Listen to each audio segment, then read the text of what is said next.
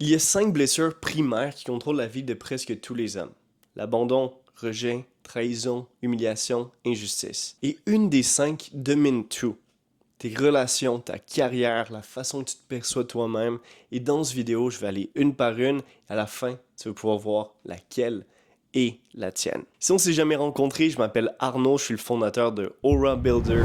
J'aide les hommes qui se sabotent à trouver la racine, pas les symptômes, la racine pour qu'ils puissent devenir un homme avec de l'aura, un homme confiant, épanoui. Et la racine, la plupart du temps, c'est une blessure primaire qui a créé un programme de survie à l'intérieur de nous. Et la racine, la plupart du temps, c'est une blessure d'enfance non guérie qui roule en boucle, qui nous amène à revivre les mêmes schémas, sans que tu le saches, sans que tu la choisisses.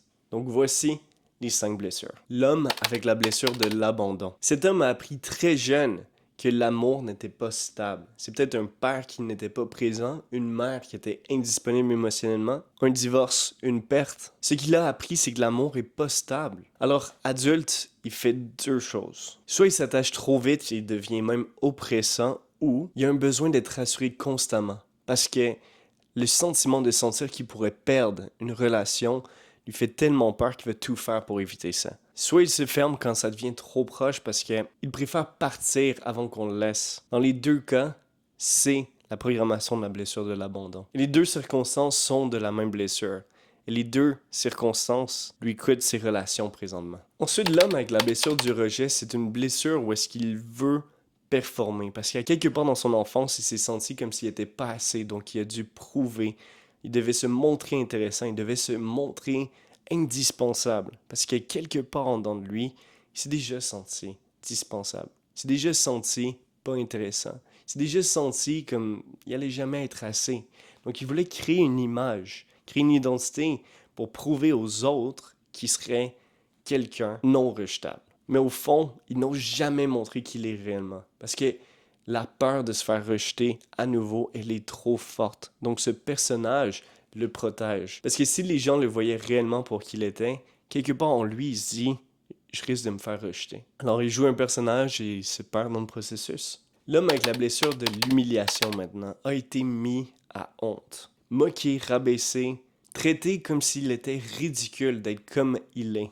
Alors il fait une de ces 2 choses. Il est devenu hyper contrôlé, jamais vulnérable, jamais exposé, jamais en position d'être humilié à nouveau. Ou même pire, il devient lui qui humilie les autres avant de lui avoir la chance de se faire humilier. Dans les 2 cas, la honte originelle, elle est toujours là. Elle est juste habillée de 2 manières différentes. L'homme avec la blessure de trahison a appris qu'il ne peut pas faire confiance. Quelqu'un, un parent, un ami, un prof, a brisé sa confiance peut-être plus jeune. Et maintenant, ça lui a appris qu'il ne pourrait jamais se dévouer en confiance envers personne. Alors adulte, il vérifie tout, il va anticiper, il va créer des scénarios pour se protéger, pour ne jamais revivre ce genre de trahison. Il préfère tout gérer seul parce que compter sur quelqu'un à nouveau, c'est un risque d'être trahi encore, d'être déçu. Et le pire dans tout ça, c'est que bien souvent cet homme va être perçu comme un homme solide, un homme fort, mais à l'intérieur, il commence à être de plus en plus épuisé, à être tanné de tout porter seul. La 5e, l'injustice. Cet homme-là a vécu des situations peut-être plus jeunes où est-ce qu'il a senti que les règles n'étaient pas juste envers lui. Et ça ici, c'est pas nécessairement des faits qui vont affecter cette blessure, ça va être aussi sa perception. Et si plus jeune, il a perçu que les règles n'étaient pas justes à son égard, il va voir l'injustice comme une blessure à protéger. Qui veut dire, dans son âge adulte, il va essayer de trouver un coupable. Il va essayer de voir qui est la cause de ses problèmes. C'est qui est le responsable de ces situations de vie. Et ça, c'est un programme, c'est un schéma qui se répète très, très souvent. Avec plusieurs hommes que j'ai pu coacher. Et qu'est-ce qu'on voit tout le temps? C'est que de l'injustice, si on l'a vécu à nous, on veut souvent la projeter sur quelqu'un d'autre. Peut-être notre partenaire, notre famille, nos proches, nos amis.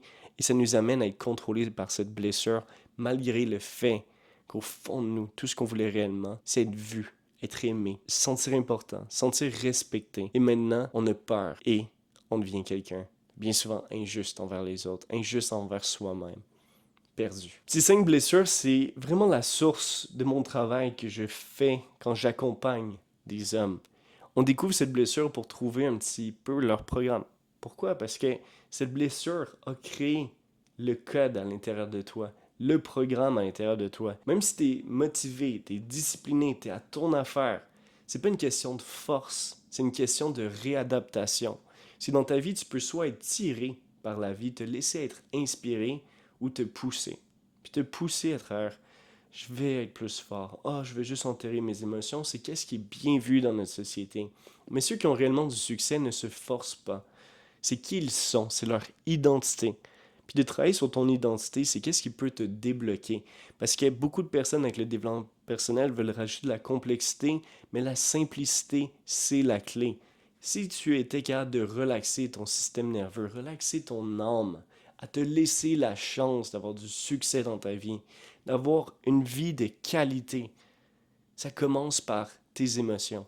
Parce que ta vie, c'est tes émotions. Puis tu as trois grandes relations dans lesquelles tu vas vivre tes émotions. La relation avec toi, les autres et avec la vie. Puis dans ces trois relations, ta perspective va affecter tes pensées, tes émotions et tes actions qui vont créer ta réalité.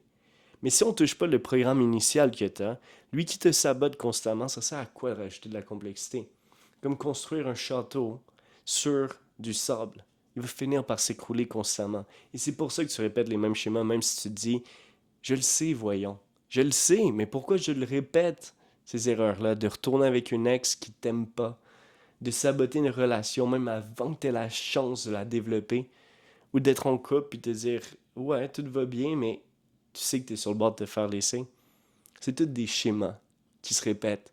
Et la source, c'est une de ces 5 blessures. Et si tu es sérieux par rapport à ce travail, tu vas aller plus en profondeur, juste en dessous, dans la description, le premier lien que tu vas voir, c'est le lien pour faire mon quiz gratuit. C'est 5 minutes, il y a 20 questions.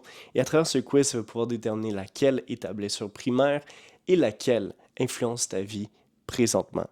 Sur ce, on se voit dans le prochain vidéo.